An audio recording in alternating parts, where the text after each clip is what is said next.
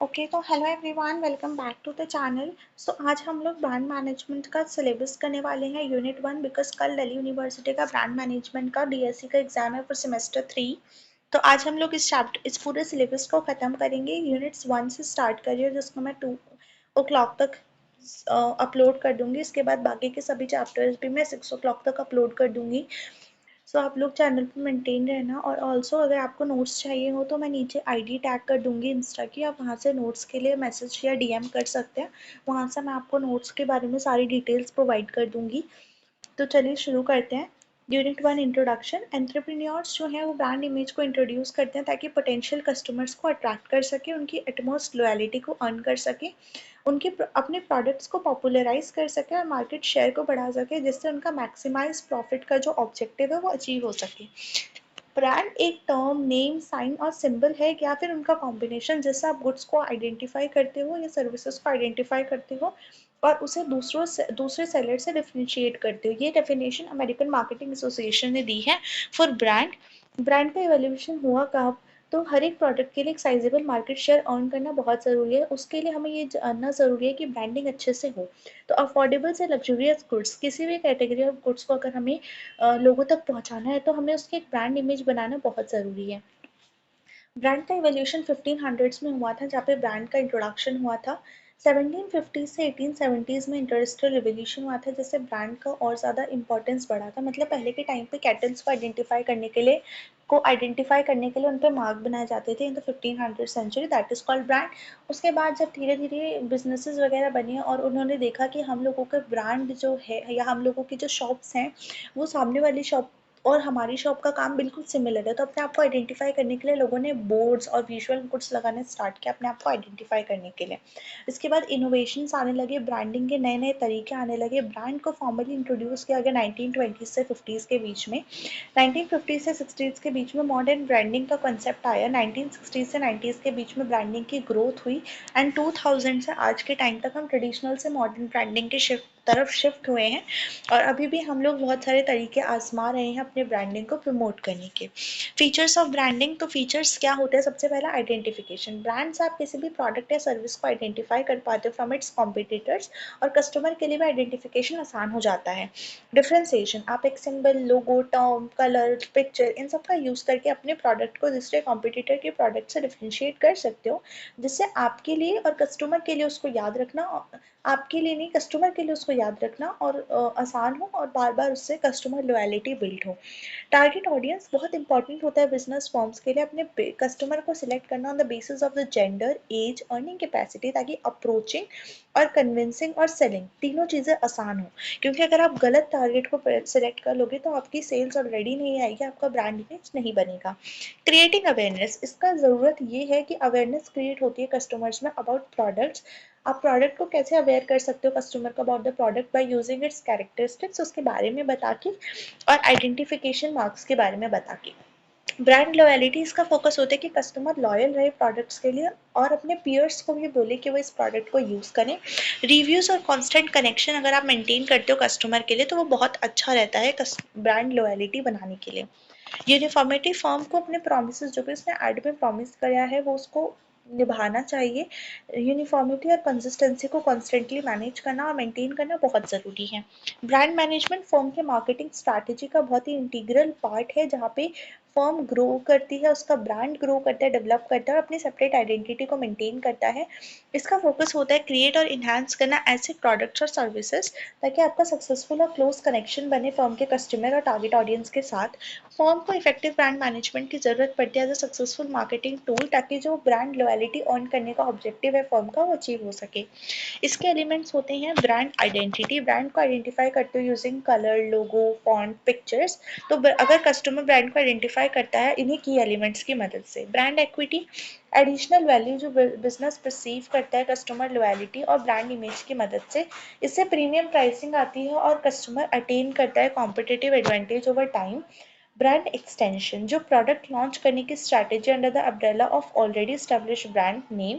इससे आपका original attribute brand के मेंटेन रहता है और आप नए मार्केट में एंटर करते हो। For example, Blinkit by Zomato. So Blinkit by Zomato is a food delivering app which is already there in the market, और उसने बनाया नया ब्लिंकिट बाय जोमेटो, और ब्लिंकिट ने बनाया बिस्ट्रो बाय जोमेटो। तो Zomato is a food delivery app, Blinkit by Zomato is basically a grocery delivering app, and Bistro by Zomato is a kind of cafe type app. So यहाँ पर जोमेटो वेल डिफाइंड था, उसने अपना एक नया एट्रीब्यूट लॉन्च किया विच इज ब्लिंकिट, जो ग्रॉसरी डिलीवरिंग था। अब यहाँ पर जोमेटो वाले जो यूजर्स हैं वो भी ब्लिंकिट को यूज़ करने के लिए बहुत ज़्यादा आतुर हैं या एक्साइटेड हैं, और जो ब्लिंकिट या रिलेटेड ऐप्स का यूज़ करते हैं वो किसी नए ऐप का मार्केट में आने की वजह से उसको यूज़ करने के लिए भी उतने ही ज़्यादा हेल्प मतलब एक्साइटेड हैं। तो यहाँ पर जोमेटो और ब्लिंकिट बाय जोमेटो ने एक मार्केट ऐसा स्टैंड किया जहाँ पे वो ग्रॉसरी डिलीवरिंग एप्स वाले मार्केट को भी सिलेक्ट कर रहे हैं, या फिर वहाँ के कस्टमर को भी एक्साइट कर रहे हैं, प्लस जोमेटो के जो एग्जिस्टिंग यूजर्स हैं वो उसको भी एक्साइट कर रहे हैं टू यूज समथिंग न्यू। इसके बाद आता है ब्रांड लॉयल्टी। आपको कांस्टेंट रिलेशनशिप बना के रखना है अपने कस्टमर्स के साथ, और जो प्रॉमिस आपने अपने एडवर्टीजमेंट्स वगैरह में किया उसको आपको मेंटेन करना है ताकि कस्टमर लॉयल्टी बिल्ड हो। ब्रांड पोजिशनिंग यूनिक और डिस्टिंक्ट आइडेंटिटी बनाने का प्रोसेस है in relation to the competitors. इससे फर्म कॉम्पिटिटिव एडवांटेज गेन करता है, कस्टमर समझ पाते हैं ब्रांड और उसके कॉम्पिटिटर्स का डिफरेंस। इनोवेशन, यहाँ पे फर्म का फोकस होता है नए प्रोडक्ट को इंट्रोड्यूस करना, नए इनोवेशंस प्रोडक्ट में लेकर आना, ताकि जो भी कस्टमर की चेंजिंग प्रेफरेंसेस है आप उसको मीट कर सको। क्राइसिस मैनेजमेंट, फर्म जो है वो अनवांटेड इवेंट्स को डील करने के लिए भी तैयार होनी चाहिए, जिससे उसके ब्रांड इमेज और रेपुटेशन पे फोकस आ जाता है लोगों का नेगेटिवली। अप्रोप्रिएट और इमीडिएट एक्शंस अगर आप लेते हैं तो इससे आपका जो डैमेज है किसी फर्म की इमेज के ऊपर वो कम होता है। Branding की opportunities, we will be discussing it with the 3 point of views: manufacturing point of view, customers point of view and middleman's point of view. So manufacturer is the one जो produce कर रहा है उस particular product को. For example, unique identity. As per manufacturer's point of view, first is unique identity. यहाँ पे product को unique identity मिलती है through its brand name. Customer firms को easily identify कर पाते हैं, product को easily identify कर पाते हैं और competitor से compare भी कर पाते हैं। Product differentiation, branding की मदद से customer choices बना पाते हैं, आसानी से ब्रांडेड प्रोडक्ट्स को आइडेंटिफाई कर पाते हैं। इंक्रीज्ड मार्केटिंग, फर्म्स के एग्रेसिव मार्केटिंग टूल्स प्रोडक्ट को प्रमोट करने के लिए और ब्रांड इमेज एस्टेब्लिश करने के लिए हेल्पफुल होते हैं। ट्रेडमार्क्स एंड कॉपीराइट्स, फर्म्स जो है अपने प्रोडक्ट्स को प्रोटेक्ट करते हैं यूजिंग दिस राइट्स, ताकि कॉम्पिटिटर्स उनके प्रोडक्ट को कॉपी ना करें, कस्टमर को भी सिक्योर फील हो और ऐसा फील हो कि हम जो प्रोडक्ट यूज़ करें वो बहुत ज़्यादा एक्सक्लूसिव है। कॉम्पिटिटिव एडवांटेज, ब्रांड इमेज बनाना जो कि डिफरेंट हो, जिसकी वजह से आपको एक एडवांटेजेस पोजीशन मिलती है। आप हाई प्राइसेस भी चार्ज करते हो तो भी जो कस्टमर्स है वो हाई प्राइसेस पे करते हैं कॉम्पिटिटिव फर्म्स के कंपैरिजन में। इनहांस्ड गुडविल, फर्म्स जो ब्रांडेड प्रोडक्ट्स बनाते हैं वो गुड रेपुटेशन और गुडविल मार्केट में एंजॉय करते हैं। इंक्रीज्ड सेल्स, क्योंकि ब्रांडेड गुड्स वेल नोन है, firms large market share capture करते हैं और सेल्स वॉल्यूम उनकी बढ़ती है। Brand loyalty, branded products unaffected रहते हैं और जब भी मार्केट में क्राइसिस आएंगे उसको आप फील कर पाते हैं। Aids in advertising, branding enhance और स्ट्रेंथन करता है एडवर्टाइजिंग एफर्ट्स को फॉर्म के, जिससे कि सेल्स बढ़ती है। बार्गेनिंग पावर, फॉर्म्स प्रोड्यूस करते हैं branded products, advantages and strong bargaining position को वो गेन करते हैं ओवर डीलर्स। इसके बाद आता है मिडिलमैन पॉइंट ऑफ व्यू। तो मिडिलमैन के पॉइंट ऑफ व्यू से सबसे पहले तो सेल बढ़ती है ब्रांडेड प्रोडक्ट्स की, बिकॉज वो वेल एस्टेब्लिश्ड है और कस्टमर को अट्रैक्ट करते हैं। Sizeable market, branded products popular हैं इसलिए मिडलमैन के लिए आसान होता है उसे इफेक्टिवली प्रमोट करना। Seamless handling, brand image retailers और डिस्ट्रीब्यूटर्स को हेल्प करते हैं बेटर मैनेजमेंट में प्रोडक्ट्स के, जिससे सेल बढ़ती है।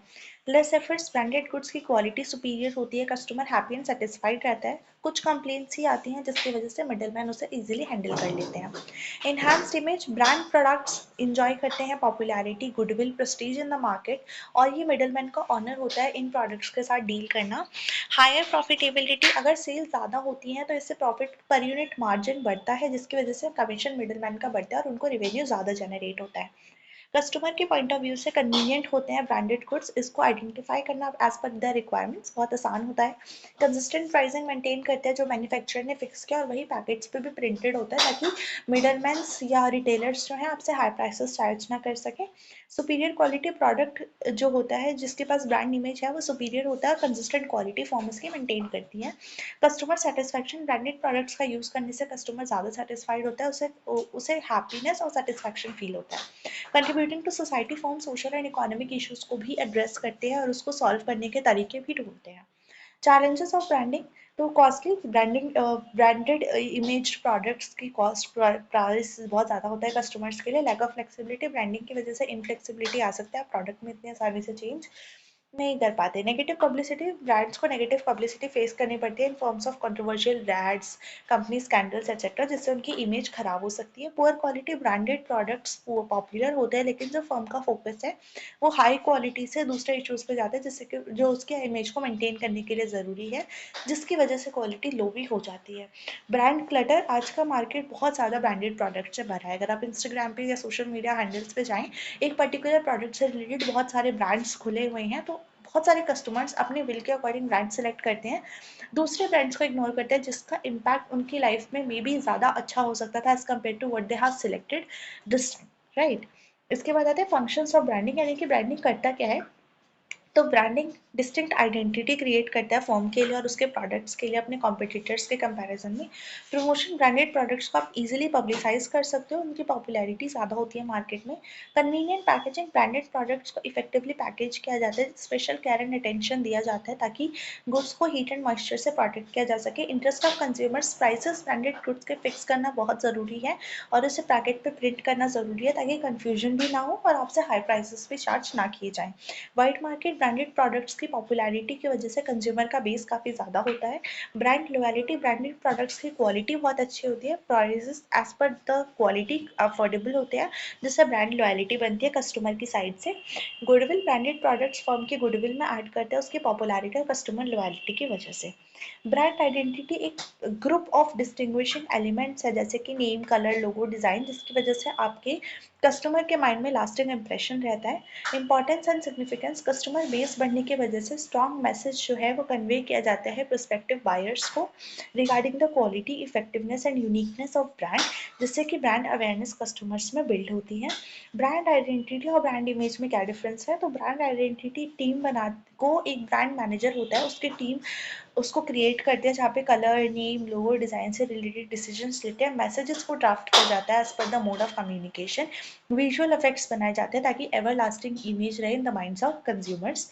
ब्रांड इमेज, कस्टमर की परसेप्शन रिगार्डिंग ब्रांड, जो कि पॉसिबल होगा जब आपकी ब्रांड आइडेंटिटी बनेगी, वो चीज़ है।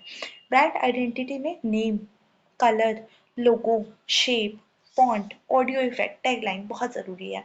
फॉर एग्जाम्पल, अगर हम लोगों ने देखा है कि जैसे for example name, Apple iPhones है, उसका एक अपना नाम है Apple iPhone, iPhone Pro Max, 17 Pro Max, 17। Similarly logo की अगर मैं बात करूँ तो that button shaped logo is kind of button shaped Apple. Then we have font, Apple का रिटन स्टाइल अपना है, उसकी अपनी टैगलाइन होती है कस्टमर को अट्रैक्ट करने की। उसका कलर जो है, कलर पैलेट्स अपनी हैं एप्पल की खुद के डिज़ाइन, मतलब जो एप्पल का कलर है that is also design by something जो उसको अट्रैक्ट करता है, इफेक्टिव बनाता है। उसकी शेप है that we have seen the Apple with a bitten side. Then we have the audio effect. तो एप्पल का audio effect in some cases where यहाँ पे आप अपने ब्रांड को यूजिंग एन ऑडियो आइडेंटिफाई करवाते हैं। Then we have the Kapferer's identity prism, brand identity prism. ये इसको मार्केटिंग में सबसे पहले जियान नियोल कैप्टर ने 1986 में इंट्रोड्यूस किया था। इसमें ब्रांड आइडेंटिटी के डिफरेंट फीचर्स के बारे में बताया गया और एक दूसरे के बीच में रिलेशनशिप बताए गए हैं। इसमें 6 फीचर्स है, as you can see, that is physique, personality, relationship, culture, reflection, self image. And इसके ऊपर चारों साइड्स पर अगर आप देखें, there is showing the picture of sender, picture of recipient, exact externalization and internalization. So first of all, let us understand the components of brand identity prism. First is physique. Physique यानी कि physical attributes जो कि brand image बना रहे हैं। इसके अंदर आ सकता है आपका logo, colour, packing material, product design. then we have personality. Personality dimension का मतलब है human like traits and characteristics. For example, आपका ब्रांड है वो परसीव कर रहा है to be happy, like we have seen the cookies where it is showing made by mother's love. So वहाँ पर आपके joyful, happy, that is showing your brand's emotion, right? The third thing is culture. Culture is basically where your beliefs, values, rituals, principles is prevailed.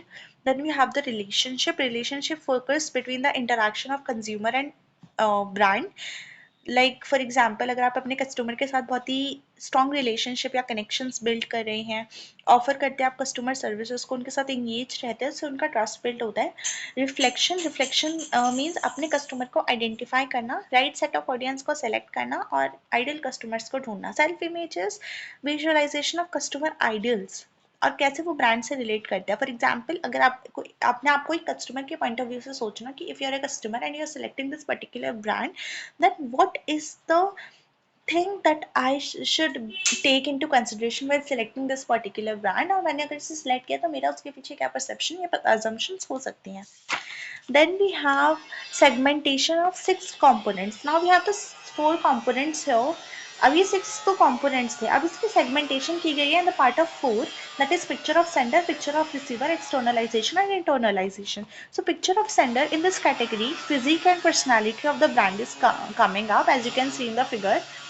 See, here is picture of sender जिसमें आता है physique and personality. So यहाँ पे जो sender की image है वो refer करती है और हाउ कि ब्रांड अपने आप को किस तरीके से पोर्ट्रे कर रहा है in front of target audience, और कैसे ऑडियंस जो है उस ब्रांड को परसीव कर रही है। ये ब्रांड की आइडेंटिटी का एक्सटर्नल रिप्रेजेंटेशन है। Then we have the picture of recipient और रिसीवर। यहाँ पे जो परसेप्शन है टारगेट ऑडियंस का इस कैटेगरी में दिया है, इसके अंदर आता है रिफ्लेक्शन एंड सेल्फ इमेज। एक्सटर्नलाइजेशन मतलब विजिबल एस्पेक्ट्स ब्रांड के, like logo, advertising, packaging, goods and services, because ये एक्सटर्नल फैक्टर्स के साथ डील कर रहा है तो इसे हम रिलेशनशिप से शो करते हैं। इंटरनलाइजेशन मतलब जो कल्चर आपकी फॉर्म में प्रिवेल कर रहा है, आपकी values, traditional human resource policy, that shows in culture part, right. Then we have customers का ब्रांडिंग में रोल क्या है, customers and branding. So customers and branding is something, customer brands help करता है लॉयल्टी बिल्ड करने में। For example इसका बहुत अच्छा एग्जांपल है आजकल के टाइम पे social media, where you have seen people marketing about a particular well known established brand, may be positively or negatively, that is what customer branding is called, जहाँ पे customer खुद ब्रांड को या तो पॉजिटिवली लोगों तक present करे या फिर नेगेटिवली लोगों तक प्रेजेंट करे as per their own personal experience.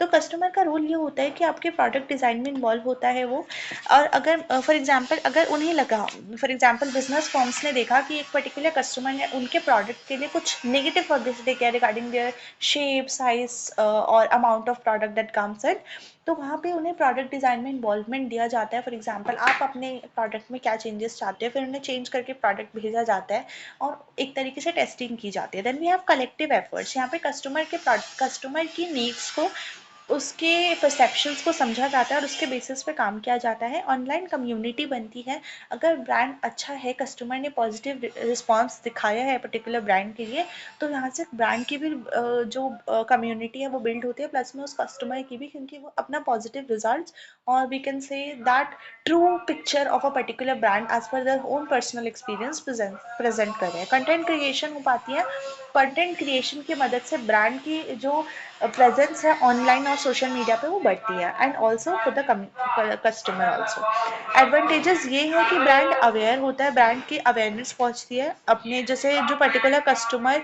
उस पर्टिकुलर प्रोडक्ट को बता रहा है, उसके बारे में बता रहा है, तो यहाँ पे ब्रांड के बारे में अवेयरनेस बढ़ती है कि वो ब्रांड के लिए आपको खरीदना चाहिए उसका प्रोडक्ट या नहीं खरीदना चाहिए। ब्रांड लॉयल्टी, आपकी ब्रांड लॉयल्टी पता चलती है कि ब्रांड कितना लॉयल है अपने कस्टमर्स के लिए, किस तरीके से वो उनके रिव्यूज को मेंटेन और मैनेज कर रहा है, क्या वो चेंजेस ला रहे हैं कि नहीं ला रहे। ब्रांड एडवोकेसी, फॉर एग्जांपल अगर पॉजिटिव ब्रांड है और उसके बारे में नेगेटिव पब्लिसिटी हो रही है, तो पब्लिक जो है, कस्टमर्स जो है एडवोकेट का काम करते हैं इन दैट पर्टिकुलर केस, जहाँ पे वो ब्रांड को सिक्योर करते हुए या ब्रांड की इमेज को सिक्योर करते हुए हम लोग देख पाते हैं। Then we have disadvantages, content creation में आपके बिजनेस का कोई कंट्रोल नहीं होता, वहाँ पे वही रिजल्ट्स, अब मान लीजिए कोई पर्सनल दुश्मनी है किसी पर्टिकुलर कस्टमर की टू द ब्रांड, तो वो वहाँ पे उसकी नेगेटिव पब्लिसिटी करता है और वहाँ पे आपका ब्रांड का एज अ ब्रांड कोई कंट्रोल नहीं होता, जिससे आपके रेपुटेशन पे इफेक्ट पड़ता है। Customer input and brand strategy, customer input and brand strategy is what कि फॉर एग्जांपल केयरफुल अटेंशन आप करते हैं, कस्टमर के जो इनपुट है वो ब्रांड की स्ट्रैटेजीज के विजन और मिशन के साथ अलाइन हो, इस बात का ध्यान देना। नेगेटिव फीडबैक्स आते हैं, फॉर एग्जांपल मैंने आपको अभी बताया कि अपने खुद नेगेटिव फीडबैक्स भी आते हैं कस्टमर की तरफ से ब्रांड के लिए, तो फर्म को इन इश्यूज को पॉजिटिव तरीके से पब्लिक प्लेटफॉर्म पे हैंडल करना होता है, because not only customer, there are a lot of potential customers also who are watching the complete process of being negatively publicized to positively results. Then we have legal compliance. Legal compliance is vigilant रहना है आपको, customer participation activities में legal and ethical guidelines के according आपको काम करना है, illegal कोई भी चीज़ नहीं करनी या फिर ऐसी कोई चीज़ नहीं बोलनी जो कि लीगली करेक्ट नहीं है। Then we have integrated marketing communication, IMC. IMC it is a kind of planning process where it is designed to ensure कि जितने भी ब्रांड कॉन्टैक्ट कस्टमर रिसीव करता है या प्रॉस्पेक्ट ऑफ प्रोडक्ट्स जो कस्टमर रिसीव करता है वो रेलिवेंट है उस पर्सन के लिए, कंसिस्टेंट है ओवर टाइम। एंड आईएमसी की इस तरीके से डिफरेंट डेफिनेशंस हैं। आईएमसी की जो इवैल्यूएशन है वो कैसे हुआ, मैं आपको उसका थोड़ा आइडिया दे देती हूँ। तो आइडिया आईएमसी का आया था 1980s में, जब कंपनीज ने मार्केटिंग कम्युनिकेशन के ऊपर काम करना स्टार्ट किया था। 1989 में इसका जो कॉन्सेप्ट है वो इवॉल्व हुआ था। मार्केटर्स ने अपने प्रोडक्ट्स को जो है प्रमोट किया, ट्रेडिशनल मीडिया एडवर्टाइजिंग की मदद से नहीं बल्कि एड एजेंसीज की हेल्प से भी अपने प्रोडक्ट को और अपने ब्रांड को प्रमोट किया है, like public relation, advertising, direct marketing, जिससे कि आईएमसी की इंपॉर्टेंस आई है। यहाँ पे आईएमसी को लाया गया। आईएमसी इन मॉडर्न टाइम्स अगर मैं बताऊं तो यहाँ पे एक्सटर्नल स्टेक होल्डर्स की इंपॉर्टेंस को रियलाइज करता है एंड इंटरनल स्टेक होल्डर्स की इंपॉर्टेंस को रियलाइज करता है। Branding strategy one look one voice approach से चलती है। अब आईएमसी के ग्रोथ का रीजन क्या था? सबसे पहले तो आईटी में बहुत ज़्यादा एडवांसमेंट्स हो रही हैं, अब तो एआई का ज़माना आ गया है, तो इसकी वजह से आईएमसी का जो इंपॉर्टेंस है वो बढ़ रहा था। देन वी हैव शिफ्ट, तो एडवर्टाइजिंग से आप और ज़्यादा कंसंट्रेटेड अप्रोच की तरफ जा रहे हैं, पब्लिक रिलेशन देखते हैं, पब्लिसिटी देखते हैं एंड इसके थ्रू काम करते हैं। Increase in information driven market, क्योंकि आजकल के टाइम पे सोशल मीडिया के थ्रू बहुत सारे लोग एक पर्टिकुलर ब्रांड की इमेज सेटअप करते हैं अपनी कम्युनिटी की मदद से, तो इन्फॉर्मेशन के और उसी इन्फॉर्मेशन की मदद से लोग अपना बाइंग डिसीजन बनाते हैं। तो इसीलिए मार्केटिंग बिकॉज इस तरीके की मार्केटिंग बढ़ रही है, इसलिए आईएमसी का इवोल्यूशन हुआ। Then expectations from advertising agencies. Advertising agencies, क्योंकि हमारा जो बहुत सारा कॉम्पिटिशन आज के टाइम पे, तो ब्रांड को यूनिक और डिफरेंट होना है, तो जो उनके एक्सपेक्टेशंस होते हैं एडवर्टाइजिंग एजेंसी से, वो बेसिक मार्केटिंग सर्विसेज की मदद से हटके होलिस्टिक मार्केटिंग प्रोग्राम्स में जा चुकी है, जहाँ पे वो direct marketing, email marketing, internet marketing, सभी तरीके की मार्केटिंग करके स्पेशलाइज्ड जो इमेज है ब्रांड की वो मेंटेन करें। देन ग्लोबल कनेक्टिविटी, बिकॉज आज के टाइम पे अगर आप अपने घर से स्टार्ट करके कोई ब्रांड कर रहे हो स्टार्ट और आप उसे ग्लोबली भी लेके जाना चाहते हो, तो it's very easy for that. तो global connectivity because of the globalisation बड़ी है, तो उसको मेंटेन करने के लिए भी आईएमसी इज रिक्वायर्ड। अब सिग्निफिकेंस क्या है आईएमसी की? फर्म्स जो हैं वो टेक्नोलॉजी, कस्टमर्स और मीडिया के बीच में ये जो रिलेशन और ये जो चेंजेस आ रहे हैं उसको अडॉप्ट कर सके, उसके लिए आईएमसी इंपॉर्टेंट है। सेकेंड, डिफरेंट कम्युनिकेशन टूल्स की मदद से आप मैसेज को टारगेट ऑडियंस तक इजीली पहुंचा सकते हैं। थर्ड, मार्केटिंग टूल्स की इफेक्टिवनेस जो है वो एक दूसरे के साथ काम करे, जिसकी वजह से डिफरेंट मार्केटिंग एफर्ट्स को अगर आप इलाबोरेट करो तो आपका कस्टमर पे इम्पैक्ट बढ़ता है। और सिमिलरली अगर पॉजिटिवली आप इसका यूज़ करते हो, अच्छे से इसका यूज़ करते हो इफेक्टिवली एंड एफिशिएंटली, तो आपका प्रोडक्ट और ब्रांड दोनों ग्रो करते हैं। सो इसी के साथ हम लोगों ने इस चैप्टर को पूरा खत्म कर लिया है, that is unit 1 introduction unit. पूरा यूनिट खत्म हो चुका है। अगर आप में से किसी को ये नोट्स चाहिए हो तो प्लीज़ लेट मी नो, मैं आपको ये नोट्स प्रोवाइड कर दूंगी। मैं नीचे इंस्टा आईडी टैग कर दूंगी, आप वहाँ पे डीएम कर सकते हैं for the notes and I will share the details with you. Thank you so much for watching.